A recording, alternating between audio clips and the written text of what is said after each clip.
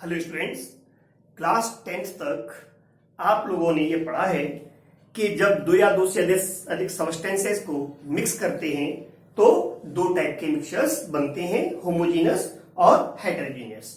Homogeneous mixtures उन्हें बोलते हैं जिसमें पूरे मिक्सचर में कहीं भी उसके कंपोनेंट्स का रेशियो सेम रहता है, दैट इज जहां पर वो यूनिफॉर्म होते हैं पूरे सॉल्यूशन में, that is uniform through out.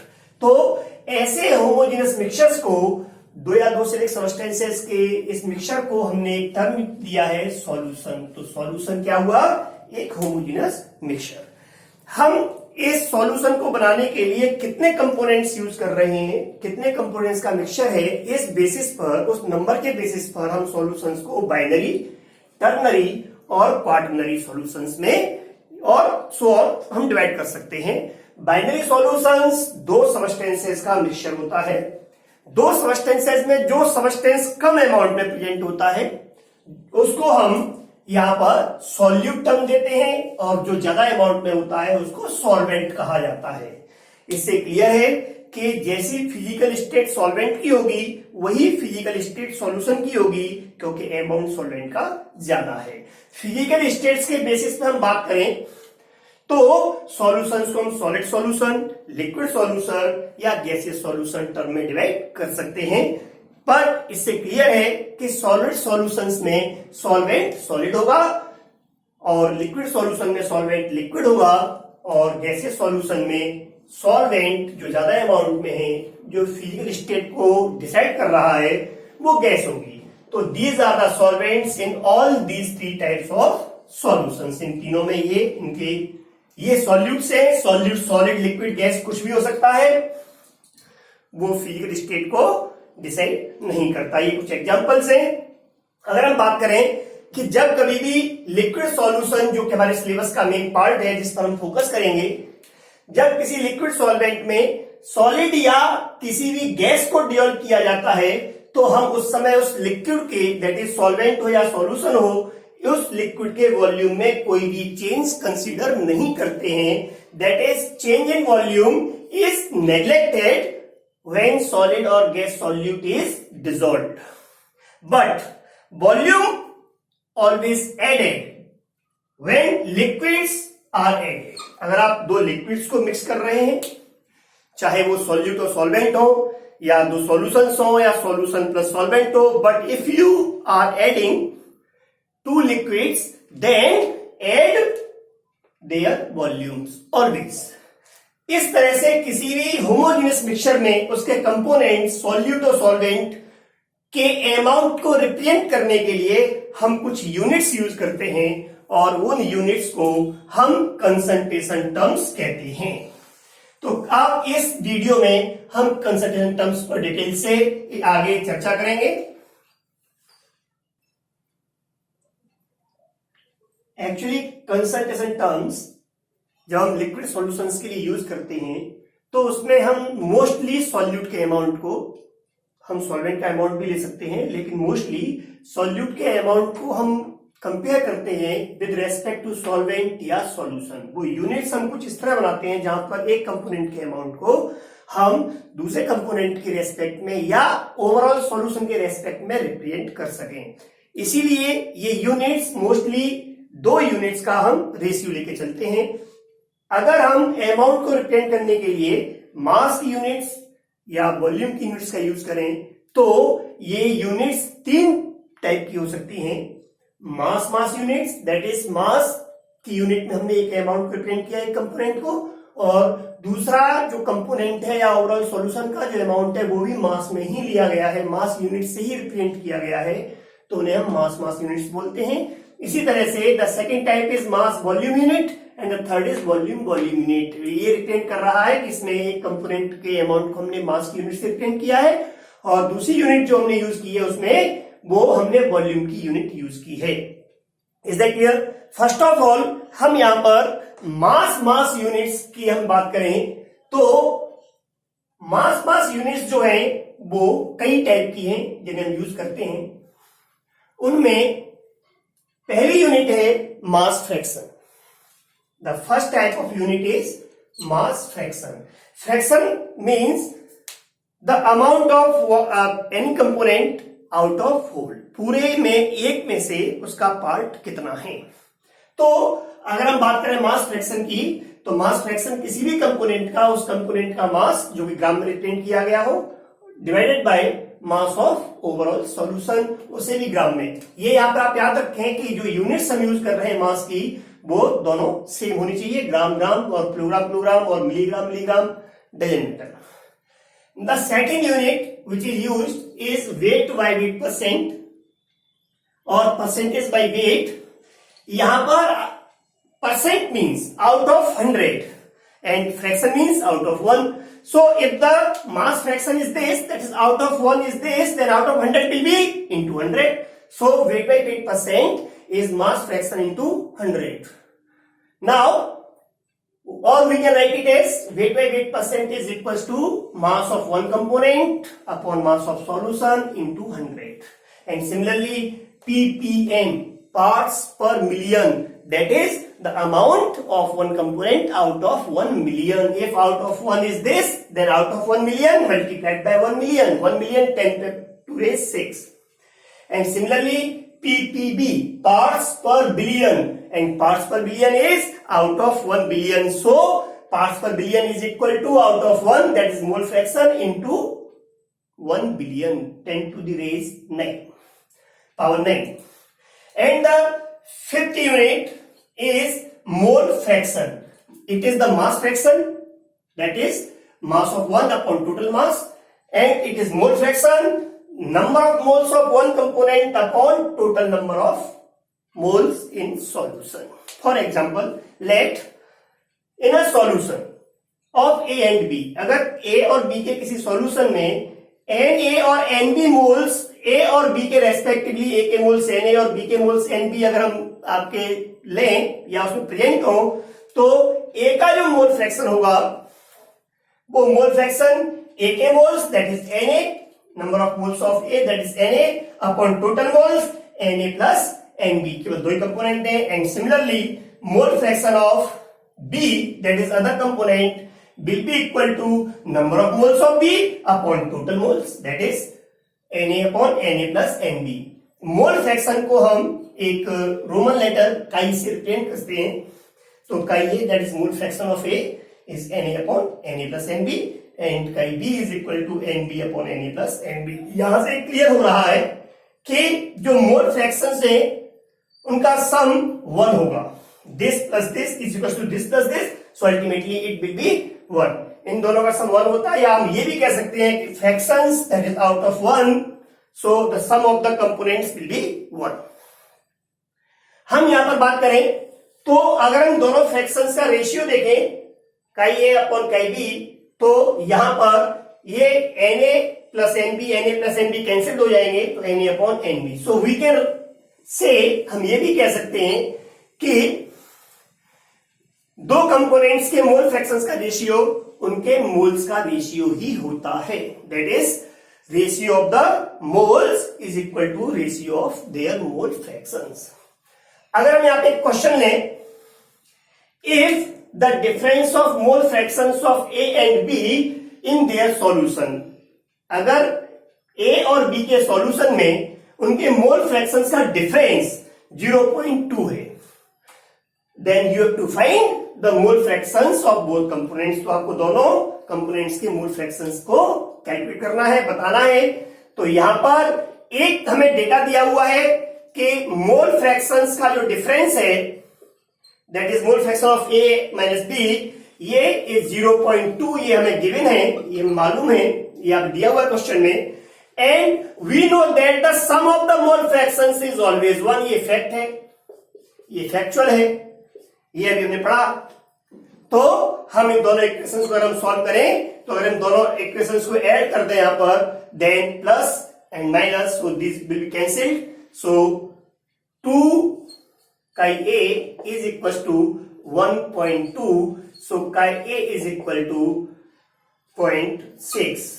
And further अगर आप एक के मोल फ्रैक्शंस आपको मालूम है और केवल दो ही कंपोनेंट्स हैं, तो दूसरे के कंपोनेंट जो होंगे वो 1 minus mole fraction of first, because sum of mole fractions is 1, so it is equal to 1 minus, आप इसको भी एज फॉर्मूला यूज कर सकते हैं, so 1 minus 0.6 that is 0.4. So the mole fractions of both components A and B are 0.6 and 0.4 respectively.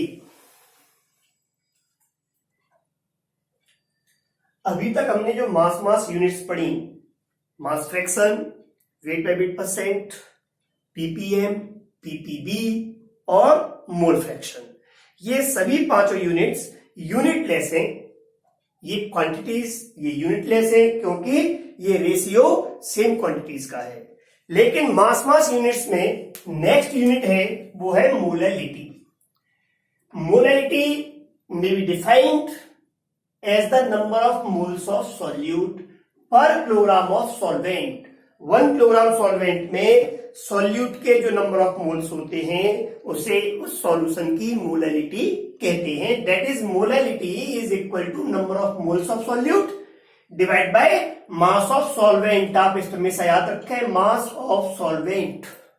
1 kilogram solvent में कितने moles हैं यहां पर, इसलिए इसकी जो यूनिट होगी वो होगी मोल पर किलोग्राम. सो यहां पर इस मास पर यूनिट की यूनिट है मोल पर किलोग्राम. हम अपनी सभी कंसंट्रेशन टर्म्स को अच्छे से सिंबॉलिक फॉर्म में याद रख सकें, इसलिए हम कुछ चीजें यहां पर कंसीडर कर लेते हैं. लेट आप ये मान लीजिए कि सॉल्यूशन, बाइनरी सॉल्यूशन में सॉल्यूट ए है, सॉल्वेंट बी है. सॉल्यूट के नंबर ऑफ मोल्स Na और सॉल्वेंट के number of moles Nb. Mass solute का ग्राम्स में Wa और सॉल्वेंट का मास दैट इज बी का मास ग्राम्स में Wb. मोलर मास ए का, मोलर मास सॉल्यूट का Ma और मोलर मास सॉल्वेंट का Mb, as well as mole fraction solute का A और मोल फ्रैक्शन ऑफ सॉल्वेंट का B.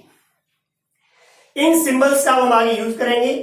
तो अगर मैं यहां पर बात करूं तो 1 किलोग्राम में अगर आपको नंबर ऑफ मोल्स मालूम है, वेरी गुड, आप डिवाइड कर दें. लेकिन अगर आपको नंबर ऑफ मोल्स सॉल्यूट के गिवन है पर ग्राम ऑफ सॉल्वेंट में, तो पर 1000 ग्राम दैट इज पर किलोग्राम सॉल्वेंट में कितने मोल्स होंगे, इसके लिए आपको 1000 का मल्टीप्लाई करना पड़ेगा. सो अगर आपको नंबर ऑफ मोल सॉल्यूट और मास ऑफ सॉल्वेंट ग्राम में गिवन है, तो molality will be equal to number of moles of solute divide by mass of solvent into 1000. Symbolic form में number of moles of solute Na divide by mass of solvent in gram Wb into 1000. Number of moles हम जानते हैं mass upon molar mass, तो mass in gram Wa divide by molar mass of A that is Na. ये इस तरह से आप molality calculate कर सकते हैं. अगर हम मोलैलिटी को इसके मास यूनिट में जो हमने इससे पहले यूनिट पढ़ी मोल फ्रैक्शन, अगर हम उससे इसको रिलेट करें तो relation between mole fraction and molality को ड्राइव करने पर एक इक्वेशन आएगा जिसे आप यहां लर्न कर सकते हैं, ड्राइव भी कर सकते हैं घर पर. Chi A upon chi B that is the ratio of mole fractions is equal to molality. Only जो स्मॉल m है is the symbol of molality, small m. Small m that is molality and molar mass of B that is solvent, molar mass of solvent divide by 1000. और आप इसको rearrange कर सकते हैं, molality is equal to चाहिए upon चाहिए into 1000 upon Mb, molar mass of solvent. हम एक क्वेश्चन लेते हैं यहां पर, find the molality of aqueous solution of a compound. Compound नहीं पता क्या है, लेकिन उस कंपाउंड का मोल फ्रैक्शन सॉल्यूशन में 0.3 है. तो मोल फ्रैक्शन ऑफ सॉल्यूट हमें यहाँ पे गिवन है, तो हम जब सॉल्व करते हैं किसी भी क्वेश्चन को तो हम सारी क्वांटिटी इस क्वेश्चन के अकॉर्डिंग नोट डाउन करते हैं. तो मोल fraction of A that is solute is 0.3. यहां पर ये एक्वस सॉल्यूशन, हम उन सॉल्यूशंस को कहते हैं जिनमें सॉल्वेंट वाटर होता है. सॉल्वेंट यहां पर जो है वो वाटर है. तो अगर मैं यहां पर mole fraction of B that is solvent की अगर मैं बात करूं यहां पर, तो वो क्या होगा 1 minus solute, so it will be 0.7. It is the mole fractions of both components solute and solvent, that compound and water. And here we have to find molality. So put the formula, molality is equal to molality is equal to, we have to find chi upon chi. So here 0.3 upon 0.7 into 1000, and now divided by molar mass of solvent. B is solvent here, so molar mass of solvent. Solvent is water, so molar mass of water is 18 gram per mole. So divided by 18. Points removed by point. 3 6 are 18.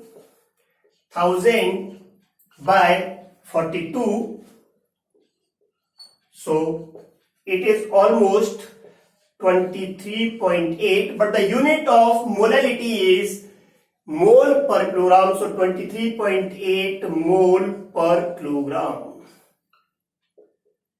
All these units, mass units, are temperature independent, are independent to temperature, और हम ये कह सकते हैं कि ये सभी units जो मास की हैं वो टेम्परेचर से अफेक्ट नहीं होती हैं, क्योंकि हम जानते हैं टेम्परेचर से मास अफेक्ट नहीं होता है।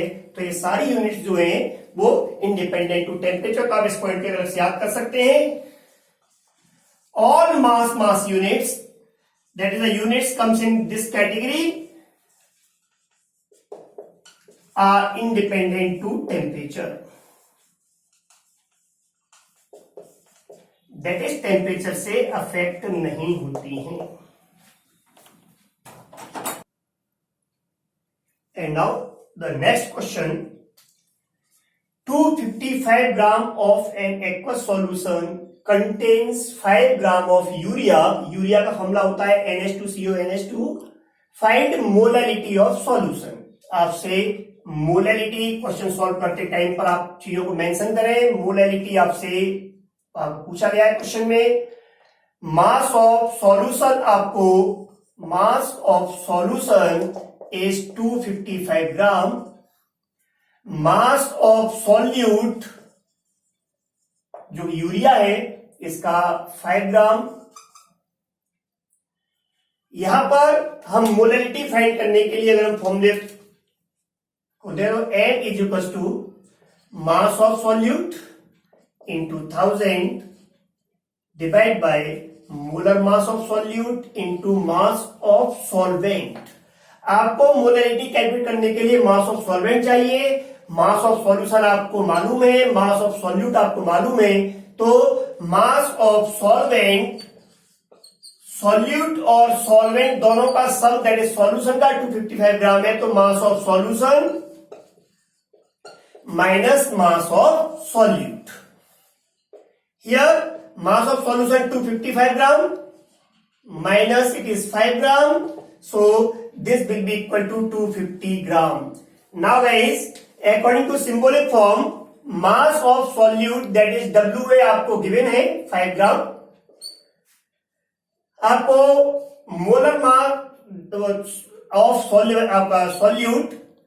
solute is urea and molar मास इसका 60 ग्राम पर मोल। आप इसके एटॉमिक मासेस को ऐड करके निकाल सकते हैं, कैलकुलेट कर सकते हैं। सो MAB आपको गिवन है, molar mass of solute 60, mass of solvent WB is here, mass of solvent it is WB is 250। So put this values, hence molality is equal to 5 into 1000 divided by molar mass 60 into mass of solvent 250 is 4 times, is 12 times, so 4 3 are 12. It is 1/3 or 0.333 and molality unit is mole per kilogram. Now the next question is mole fraction of ethanol in ethanol water mixture. हमें यहां पर अगर हम solve करें question को तो given है मोल fraction of ethanol C2H5 OH is 0.25। अगर ये एथेनॉल और वाटर का मिक्सचर है, सिर्फ दो ही कंपोनेंट्स का मिक्सचर है, तो दूसरा कंपोनेंट वाटर है, उसका मोल फ्रैक्शन क्या होगा? मोल fraction of water is 1 minus mole fraction of ethanol. that is 1 minus 0.25 that is 0.75. ये दोनों का मोल फ्रैक्शन है. हम यहां पर हमें percentage concentration of ethanol by weight that is W by W percent हमें निकालना है ऑफ एथेनॉल का. क्या होगा? तो यहां पर हमें वेट चाहिए, मोल फ्रैक्शन हमें गिवन है, तो हमें यहां पर अब अमाउंट कंसीडर करना पड़ेगा. Let total number of moles in mixture में टोटल मोल्स है वो हम यहां पर कंसीडर करते हैं 1. अगर टोटल मोल 1 है तो एथेनॉल का mole fraction is 0.25. So ultimately number of moles of ethanol C2H5OH is equals to total moles 1 into mole fraction 0.25. It is 1 by 4. You can write it as 1 by 4. Now the mass of C2H5OH, we know mass in gram is equals to number of moles into molar mass. We have studied earlier. So guys, the number of moles is 1 by 4 and molar mass of ethanol is, by adding atomic masses of these substances, is 46. So ultimately 46 by 4 gram. And similarly, the mass of water is number of moles, and here the number of moles is, if total is 1 then it is 3 by 4. 3 by 4. So 1 into 3 by 4, that is 3 by 4. Number of moles 3 by 4 into molar mass of water. You all know very well H2O का molar mass 18 gram per mole. Molar mass of water is 18. So it is 18 3 54, 54 by 4 gram. Now you have to calculate percentage by weight. So weight by weight, percentage by weight of ethanol. So mass of ethanol is 46 by 4 divided by total mass, that is 46 by 4 plus 54 by 4 into 100. Weight by weight percent, mass of that component upon total mass into 100. Here 46 divided by 4, LCM is 4 is here, so it is 100 by 4, 4 cancelled by 4 into 100, 100 cancelled by 100, so it is 46%. And now students, the next type of unit is mass volume unit. ये mass volume unit जो है वो temperature dependent होती है, क्योंकि हम जानते हैं टेम्परेचर कम या ज्यादा होने पर वॉल्यूम भी चेंज होता है. इस यूनिट में पहली कैटेगरी है वेट बाय वॉल्यूम परसेंट. इसलिए mass of solute in grams divide by volume of solution in ml millilitre into 100. Weight by volume percent means how many grams of solute are present in 100 ml of solution. 100 ml solution में कितने ग्राम solute है.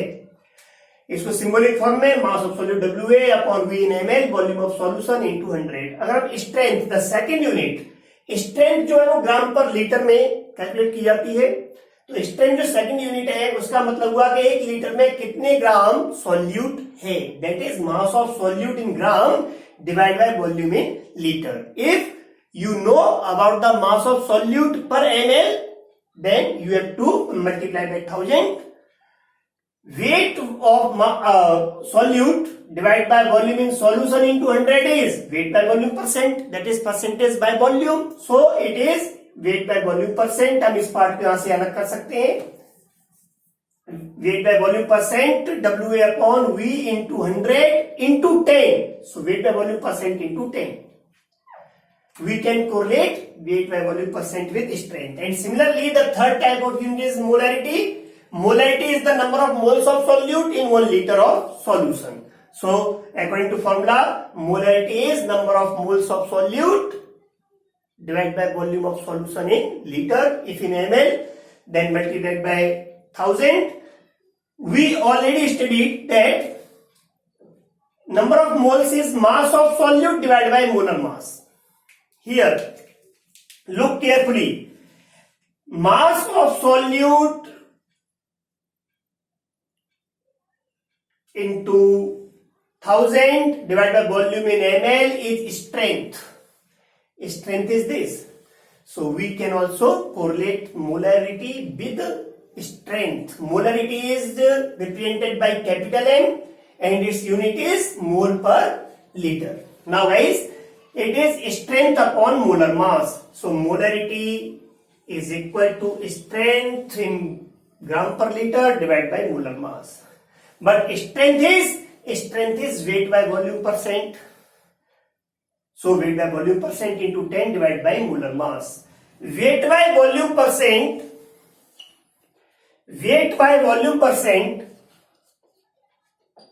is always equal to weight by weight percent into density. So we can replace molarity is equals to 10 into weight by weight percent into density. A percentage by volume is changed into percentage by weight, then multiplication of density of solution, and it is in gram per ml. According to this formula, the molarity is number of moles upon volume in liter. So number of moles will be equal to molarity into volume in liter. So number of moles of solute is equal to molarity into volume in liter. But remember, density of solution gives volume of solution and mass of solution. But if there is a pure liquid, then molarity of pure liquid is equals to density of that liquid in gram per liter divided by molar mass in gram per mole, because according to formula you can understand gram cancelled by gram and mole per liter. So the unit of density by molar mass is mole per liter, that is molarity. Here density of liquid should be in gram per liter. Now take a question. Find molarity of pure water at 4 degrees centigrade. We all know very well that the density of water at 4 degrees centigrade is 1 gram per ml. But we need density of pure solvent or pure liquid in gram per liter. So if 1 ml has 1 gram, then 1000 ml, that is 1 liter, will have 1000 gram per liter. Now molar mass